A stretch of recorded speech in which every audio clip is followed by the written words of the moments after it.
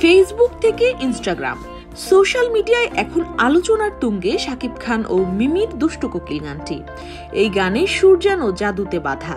গানটি শোনা মাত্রই লুফে নিচ্ছেন সঙ্গীত প্রেমীরা।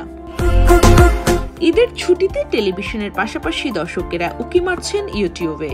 আর বর্তমানে ইউটিউবে দর্শকের পছন্দের তালিকায় আছে তুফানের পার্টি সং দুষ্টু কোকিল গানটি। এছাড়াও আলোচিত কন্টেন্টগুলোর তালিকায় আছে ঈদ নাটক। বৃহস্পতিবার দুষ্টু কোকিল মুক্তি পাওয়ার 2 দিনের মাথায় শনিবার বাংলাদেশে ইউটিউব ট্রেন্ডিং এর শীর্ষ কন্টেন্টের তালিকায় জায়গা করে নেয় মিউজিক ভিডিওটি।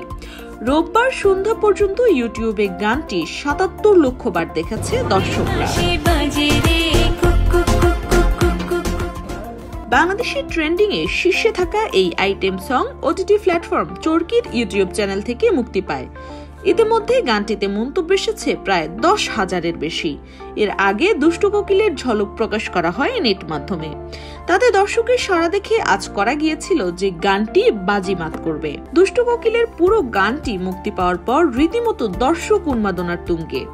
আকাশ সেনের সুর, কথা ও সঙ্গীতে গানটিতে কণ্ঠ দিয়েছেন দুষ্টু কোকিল সঙ্গীত শিল্পী কণা।